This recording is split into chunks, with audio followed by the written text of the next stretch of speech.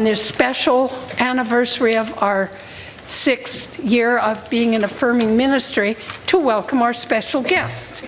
And we have Jade Chater, and I will endeavor to give you a little history. Jade, do you want to wave so they know who's whom? Okay, Jade lives here in Treaty Area 6, and she grew up in Edmonton. She's queer, she's mixed race, cat-loving, quilting, I'm there, nature nerd, and she loves to work with other people, helping capacity and seeking out solitude in nature as well. And if you're looking for her, she might be wandering around Mill Creek Ravine or up in the mountains. And Allison Brooks Stark is our other guest, and she's an ecotherapy-informed educator here in Edmonton with a background of both improv and spiritual care. Now, she has lived in Treaty 6 territory along the North Saskatchewan River. She was originally from Duck Lake and Prince Albert, Saskatchewan, and now lives in Amiskawakahiken, which is Edmonton. How did I do? A little close. I'll practice. And she's recently, she's currently non-disabled and have thin privilege. Currently exploring gender, is queer, and will be, if we want to go deeper, she's a Scorpio and INFJ. I'm an ENFP. And it's personality type stuff. Anyway, she's also a contributor in Broadview magazine, which if you read the January-February issue this year, you'll see her interview. Anyway, it's my honor and privilege and pleasure to have you both here. Thank you. So take it away.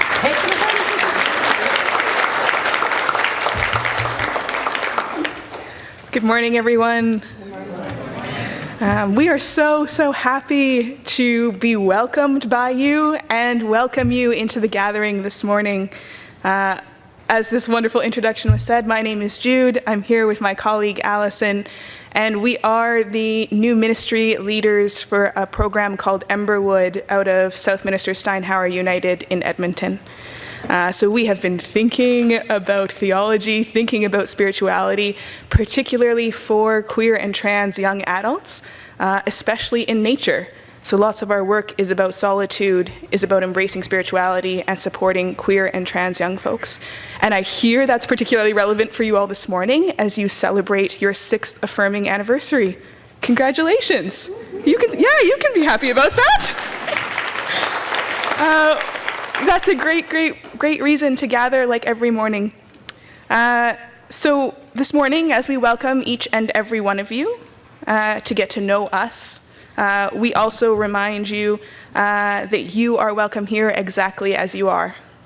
Your presence matters in this community. Who you are as an individual matters in this community. Your commitment to one another and to yourselves matters in this community. As we go through the gathering today, you'll get to know some of the things that we would usually do in our home community, and we're excited to share those with you. So we say welcome this morning to people of all sizes, all ages, all colors, all cultures. We say welcome to people of all genders and all sexualities. We say welcome to folks of all religions or none. We say welcome to people of all abilities, all statuses, and all types. Welcome. You are wanted here. I invite you now into the passing of the peace to welcome each other into our space this morning.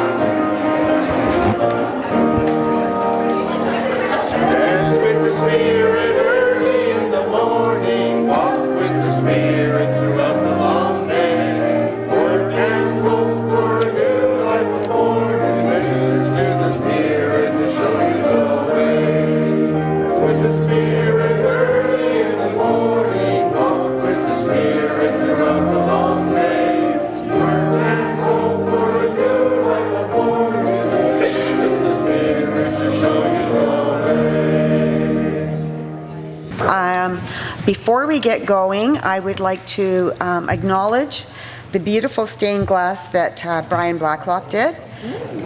It's really beautiful and representative of why we're here. Okay. Go ahead. The light of Christ surrounds us wherever we are, wherever we go. The light of Christ dwells within each of us. So may the light of Christ be in you. And also in you. The rainbow is a sign of diversity and hope a reminder of the covenant made between God and humanity. Red is the color of strawberry and rose petal, passion and birth. Sweet and vivacious color of life, red. Thank you, loving God. Orange is the color of pumpkin and flame, warmth and compassion, bright and enlivening, color of healing, orange. Thank you, loving God. Yellow is the color of lemon and sun, joy and enthusiasm, radiant and bold, color of hope, yellow. Thank you, loving God. Green is the color of inchworm and pine, calm and growth, restful and abundant, color of nature, green. Thank you, loving God. Blue is the color of sky and mountain ridge, depth and inspiration, soaring and fluent, color of harmony, blue. Thank you, loving God. Purple is the color of grape and lilac, strength and dignity, profound and majestic, color of spirit, purple.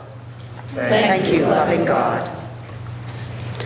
Black and brown represent queer people of color, and the black stripe is meant to honor those with HIV and AIDS and those who have lost their lives to the disease.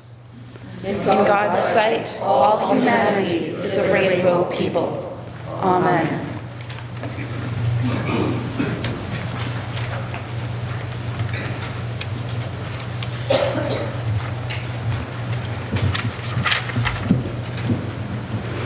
So as we gather here today, you folks are invited to say these words for our land acknowledgement. They're in your program or up behind me on the screen. We are reminded today and every day that through a history of colonization, we live, work, and play on the traditional and current lands of the Cree, Saulteaux, Blackfoot, Métis, Dene, and Nakota Sioux people. We remember that Indigenous nations have been caring for Turtle Island from time immemorial, and they continue to do so today. We acknowledge that the history, cultures, languages, and lives of Indigenous peoples continue to be impacted by ongoing colonization and broken promises. As settlers, immigrants of past and current generations, and people here through displacement, we all share a responsibility to uphold the contract and covenant of the treaties. We invite all to take a moment to reflect on how we make space for the truth to be heard and how we may act in reconciliation to move forward as allies committed to justice. Forgive,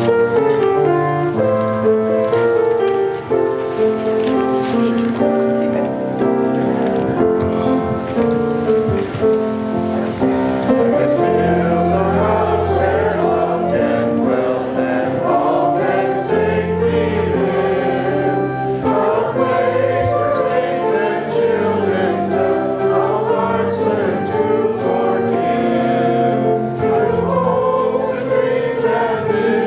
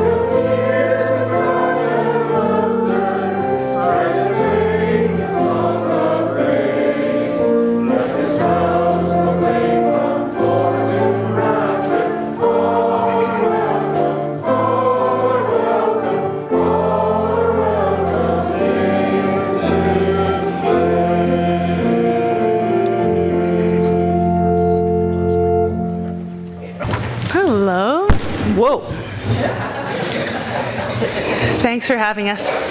So at our church home base, we occasionally lead a nature moment. Emberwood is based out of, it uses Southminster Steinhauer, but it's a United Church of Canada ministry. And so for a nature moment today, on your affirming anniversary, I'd like to let you know how gay nature is.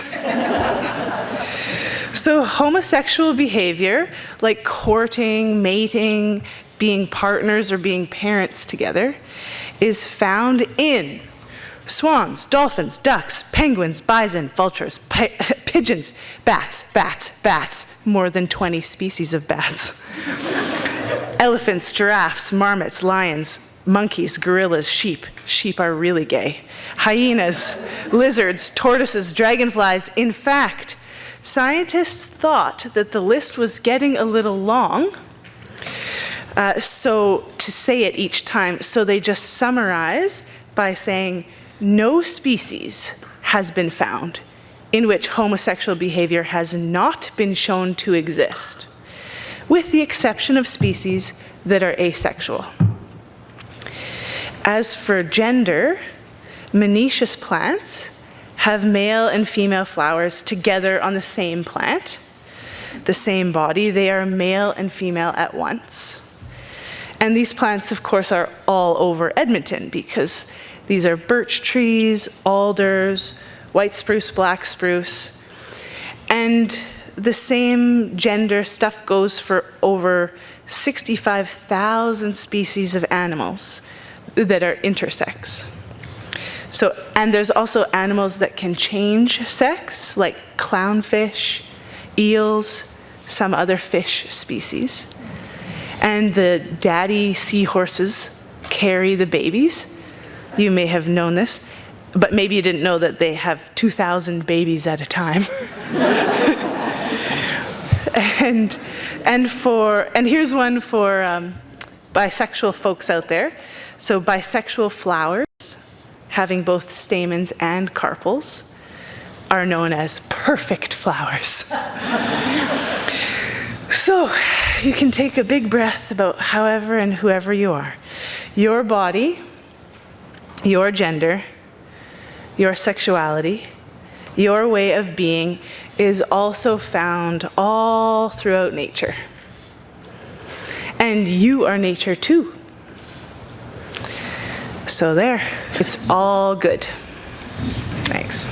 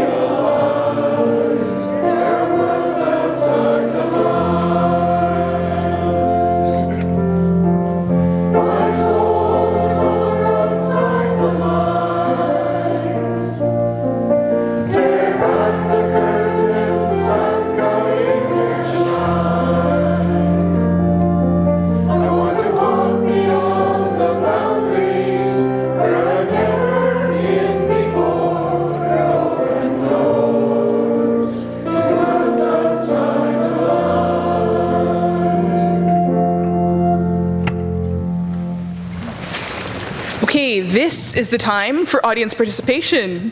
Announcements, celebration, concerns. So I know there are folks who have some things to share and say, so I'll welcome you now to do so. Last time you're going to hear from me today.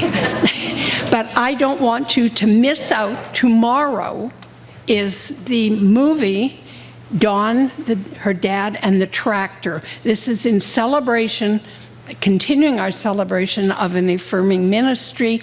It's here in the sanctuary tomorrow.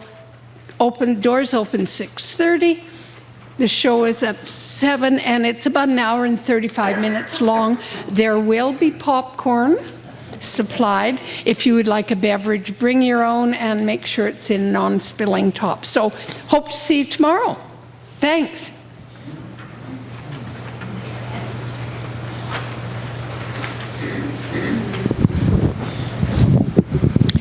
Mary Card from the Being Good Relations Group. I just wanted to invite everyone to participate next Sunday, which is the day before Earth Day, in a Land Acknowledgement Dialogue Circle. And we'll meet after worship and have an opportunity to discuss what we as a congregation would like to see in a revised or updated land acknowledgement, or not. But I was thinking that this land acknowledgement we did this morning was excellent. So there's different ways of doing land acknowledgements, different times. So this is your opportunity to share what you would like, because it's important that we do this as a congregation, that it's meaningful to you. And the land acknowledgement is actually an act of reconciliation. So as we continue down our road of reconciliation, this is an opportunity for you to participate. Thank you.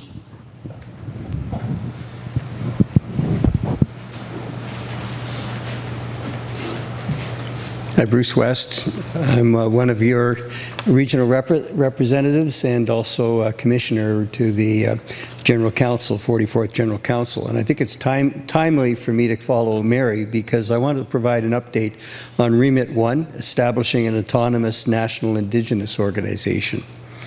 All 16 regional councils and the National Indigenous Council, and just over 80% of pastoral charges, including our congregation, responded and voted in the Remit process. And I'm pleased to report that Remit 1 passed. The National Indigenous Council and all 16 regional councils voted yes. 1,482 pastoral charges voted yes, and only 93 voted no. And the National Indigenous Council of the United Church responded to this vote on the Remit by saying, "We, the National Indigenous Council, are a diverse group of Indigenous peoples rooted in distinct innate values and wisdom. We carry a common vision and dream, respect everyone's story, care for one another, uphold community, and build positive relationships. We thank our ancestors and all our relations who have brought us to this moment. We are all spirit first. The work of right relations continues. We commit to moving forward together in a good way." Next, the 44th General Council will be asked to enact the Remit at its annual general meeting in October of this year. I think this is a historic step in the United Church's path toward right relations with its Indigenous community, and I think it's a very positive moment in our church. Thanks.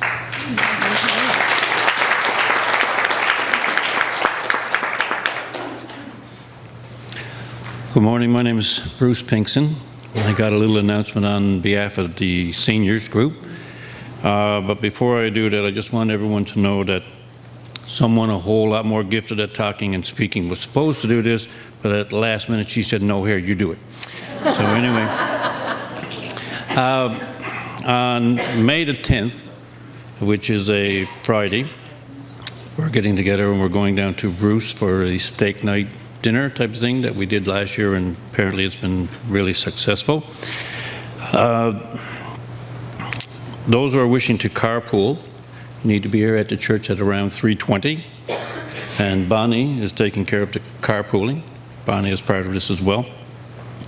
There is a price, of course. It's $37 a person, and it's very limited seating. There's only room for 52 people. And so if you're interested in going, you need to see either Bonnie or Jean as soon as you can to get registered. And Bonnie and Jean will both be downstairs after this to have coffee and one thing or another. If you want to see them then to register, you can do so. Thank you.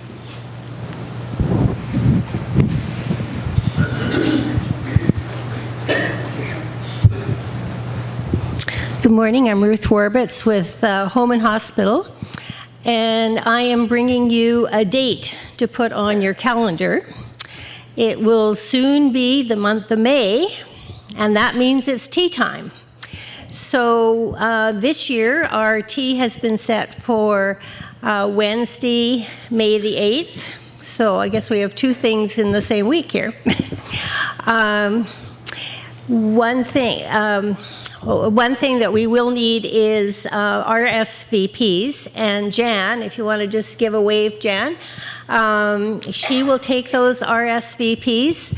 Her phone number and email you can find in the church directory, and it'll probably also be in the newsletter, I think. This is your chance to come and spend some time visiting and drinking endless cups of tea. And one of the things that we will ask as we get closer to that time is for a couple of people with muscles to help us with all the tables and chairs.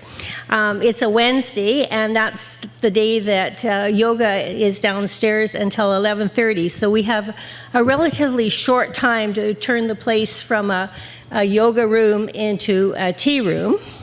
And so if we had a couple of people who could volunteer to come about the time that yoga is wrapping up and help us get the tables and chairs set up. But trying to think if there was anything else that I need to tell you, but I think that's it. Oh, the time, 2 o'clock in the afternoon, Wednesday, May the 8th. So I hope that you'll keep that date in mind and see you there. Oh, and the other thing is, it's not just a ladies' tea party. So the men are very cordially invited to attend as well. Hope to see you there. Sunday, May the 5th is our annual spring music service with our musicians and our handbell choir and our senior choir, adult choir I should call them. And we invite you to come and enjoy a time of celebration, singing, and a real spiritual lift. So please join us.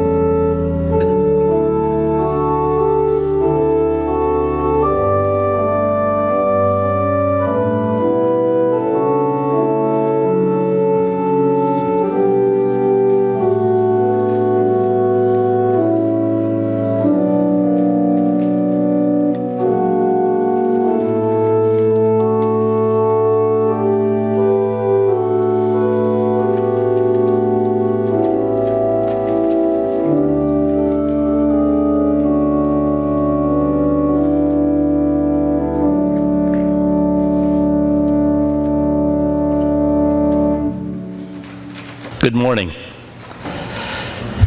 These are the words from the book of Ruth, chapter 1, 1-19. Naomi loses her husband and sons. In the days when the judges ruled, there was a famine in the land. So a man from Bethlehem in Judah, together with his wife and 2 sons, went to live for a while in the country of Moab. The man's name was Elimelech. His wife's name was Naomi. And the names of their 2 sons were Mahlon and Chilion. They were Ephraites from Bethlehem, Judah, and they went to Moab and lived there. Now Elimelech, Naomi's husband, died, and she was left with her 2 sons. They married Moabite women, one named Orpah and the other Ruth. After they had lived there for about 10 years, both Mahlon and Chilion died. And Naomi was without her 2 sons and her husbands. Naomi and Ruth returned to Bethlehem. When Naomi heard that the Lord had come to the aid of his people by providing food for them, she and her daughters-in-law prepared to return home from there. With her 2 daughters-in-law, she left this place where she had been living and set out on the road that would take them back to the land of Judah. Then Naomi said to her 2 daughters-in-law, "Go back, each of you, to your mother's home. May the Lord show you kindness, as you have shown kindness to the dead husbands and to me. May the Lord grant that each of you will find rest in the home of another husband." Then she kissed them goodbye, and they wept aloud and said to her, "We will go back with you to your people." But Naomi said, "Return home, my daughters. Why would you come with me? Am I going to have any more sons? Who could become your husbands? Return home, my daughters. I am too old to have another husband. Even if I thought there was still hope for me, even if I had a husband tonight and then give birth to sons, would you wait until they grew up? Would you remain unmarried for them? No, my daughters, it is more bitter for me than you, because the Lord's hand has turned against me." As they wept aloud again, then Orpah kissed her mother-in-law, but Ruth clung to her. But Ruth replied, "Don't urge me to leave you or turn back from where you. Where you go, I will go. And where you stay, I will stay. Your people will be my people, and your God, my God. Where you die, I will die, and there I will be buried. May the Lord deal with me, but it ever so severely. Even as it separates you and me." When Naomi realized that Ruth would determine to go with her, she stopped urging her. So the 2 women went until they had came to Bethlehem. When they arrived in Bethlehem, the whole town was stirred because of them. And the woman explained, "Can this be Naomi?" That is the reading.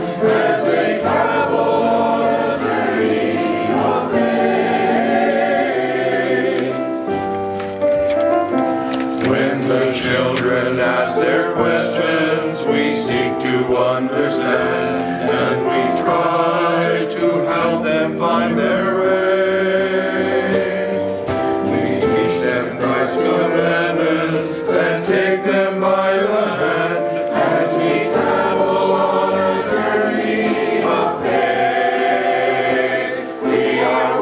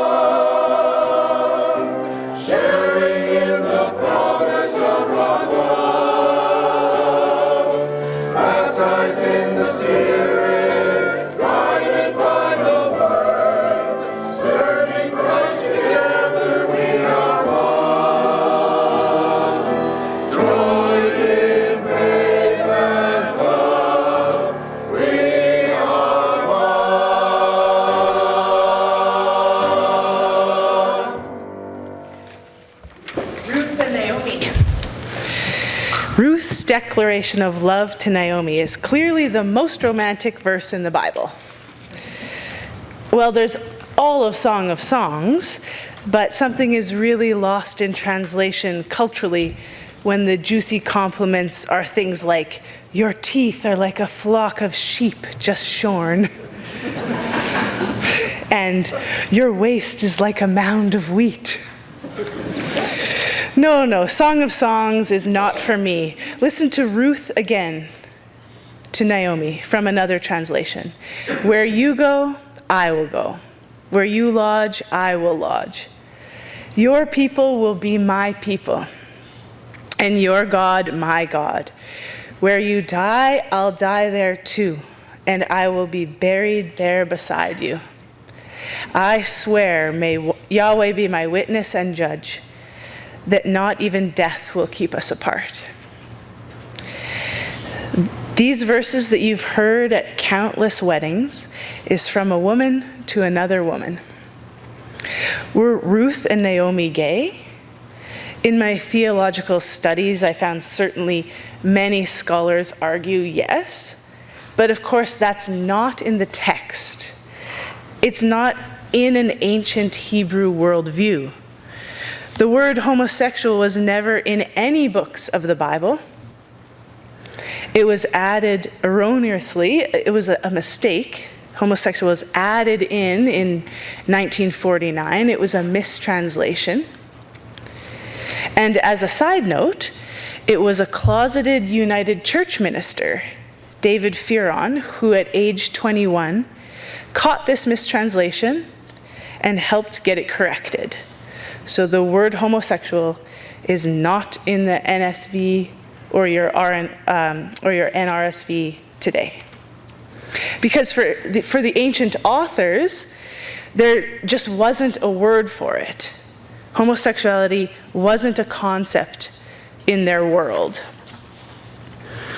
I wonder if back then it was anything like what it was here on Turtle Island pre-colonization. For Indigenous people right here in this area, there was no concept of homosexuality either. It was a straight world. However, if someone born female wanted to do all the roles of a man, live as a man, have a wife, she would be accepted and celebrated to do so, or he would be accepted and celebrated to do so. So in fact, Two-Spirit people were revered in many groups. It was wonderful to be Two-Spirit. And there were many words in various Indigenous languages for this concept. There's a local Cree scholar, Harlan Pruden. He's collecting these words from elders. So this land right here was teeming with trans and gay love stories since time immemorial. Transphobia is but a colonial blip in time here in this place. So yes, gay people have always existed, even if it wasn't called that with that word. So there's nothing to say that Ruth and Naomi weren't a couple. They very well may have been an age gap, interracial, land-owning, powerhouse lesbian couple, acting extremely counterculturally to be with each other instead of orbiting their men. And I kind of actually like that it's not in the text whether they were gay or not. Because how they defined their relationship is not in the text, so many people can see themselves in this love story. Whether they were mentor and mentee, dedicated close friends, or a couple, The point I want to make here is that Ruth and Naomi are family. They chose each other and they stuck together. They raise a child together. When Ruth marries again, as orchestrated by Naomi, I might add, and Ruth has a child, the neighbors say that Naomi has a child too. The verses read like this: Yahweh enabled Ruth to conceive, and she gave birth to a child. Naomi took the child into her lap, and she became his caretaker. And Naomi's neighbors named the child, saying, a son has been born to Naomi. This is right, if you go read the book of Ruth later, it's very short. This is at the end. You could jump right to the end. So Ruth has the baby, and the neighbors are saying, a son has been born to Naomi. So I imagine they're raising this baby together. This is love.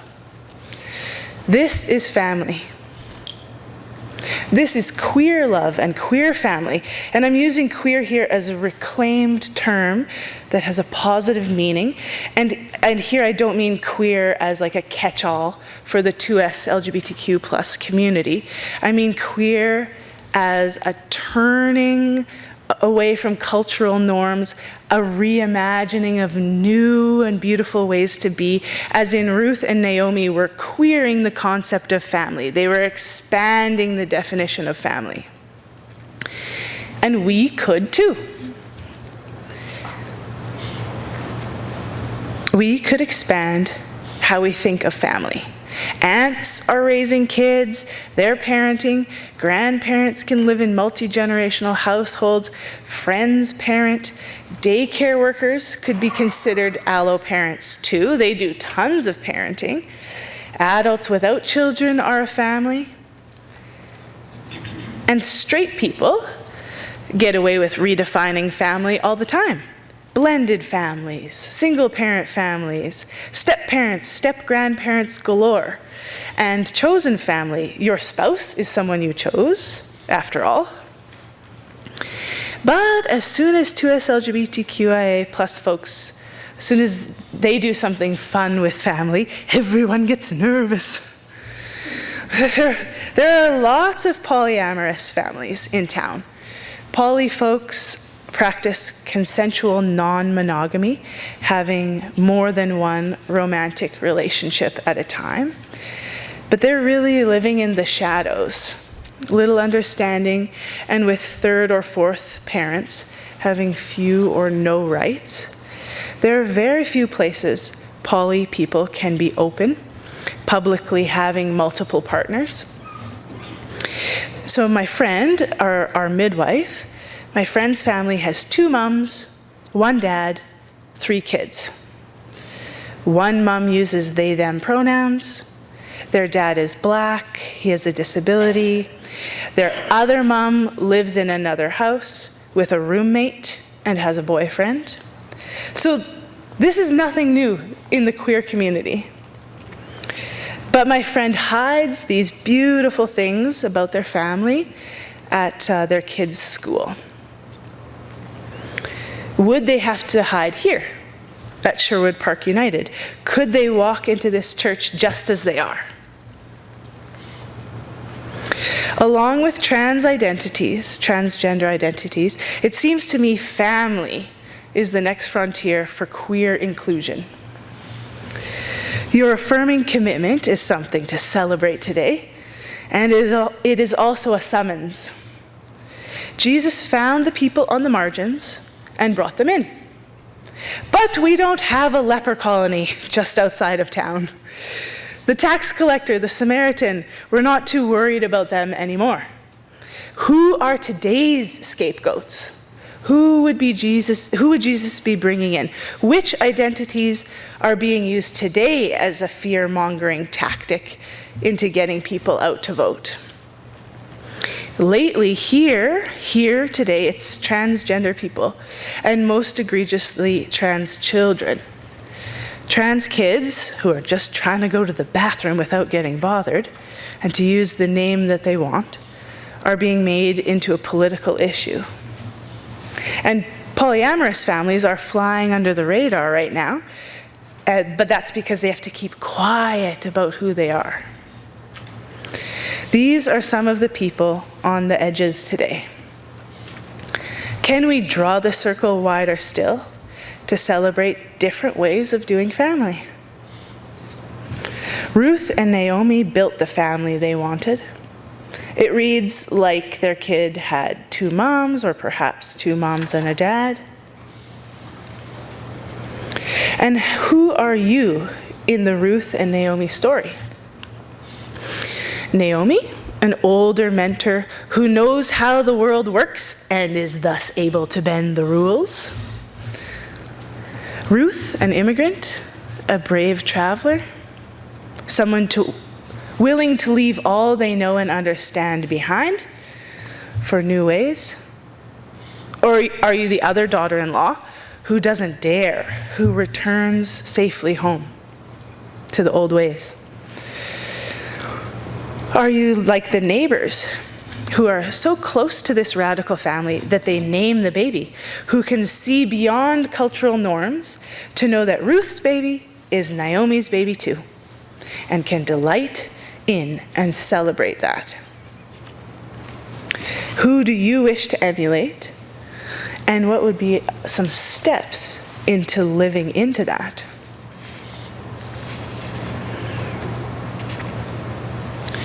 One of these steps could be some more education. I know you're fine with gay and lesbian folks. That's old hat for you. That was 1988. We're the United Church. But have you done enough work around gender and non-binary identities that when your kid or your granddaughter says they use they, them, and he, him pronouns now, and they're your grandson, have you done enough work around this that you'll be able to say, wow, I'm so happy you know yourself more. I'm curious to know more, and here's $100 to go buy a suit. So how can you get there? Can you practice using they, them pronouns? Maybe you give one of your plants they, them pronouns and practice. Or maybe you'll do something fun and something that you'll actually do. Like, if you love documentaries, watch a documentary. But if you like historical fiction, you got to read Confessions of the Fox. If you like Westerns, you got to read Outlawed. So if you like myself, are into a British period piece, you'll want to look up Gentleman Jack. So it's easy to Google, award-winning Two-Spirit documentary, or like, what's the best drag local, just look it up, something that you are actually interested in. That's something that I recommend. So more learning and then action.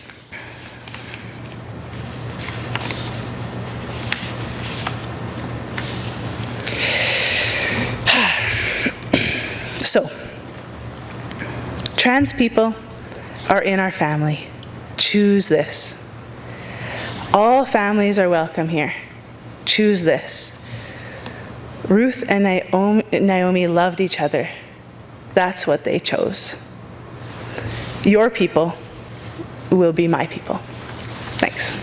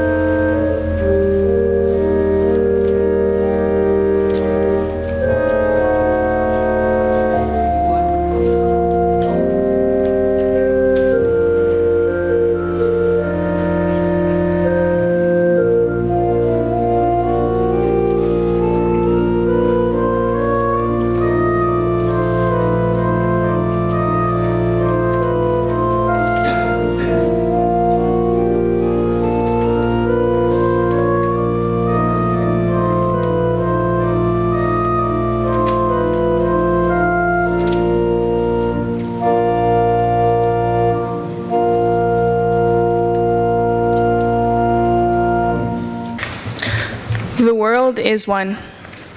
We are one. When one celebrates, we all celebrate. When one suffers, we all suffer. May we seek new ways to support and encourage one another, affirming the worth of each person. May we always celebrate the wonder and wisdom of our place, one among many in this planet's natural diversity. May we discover everyday ways to honor, value, and uniqueness of each person's experience, journey, and story. May we stand against prejudice, exclusion, and hate in the beauty of community and in our need for each other. We pray as those born into light. Amen.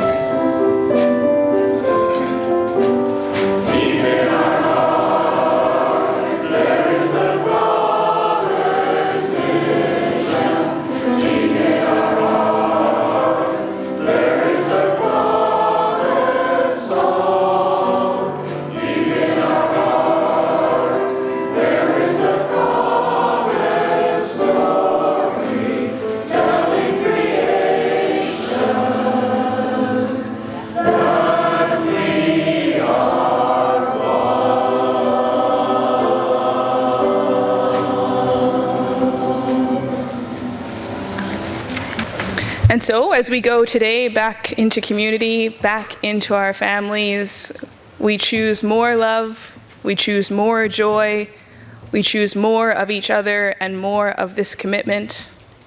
Congratulations to all of you on your 6th affirming anniversary.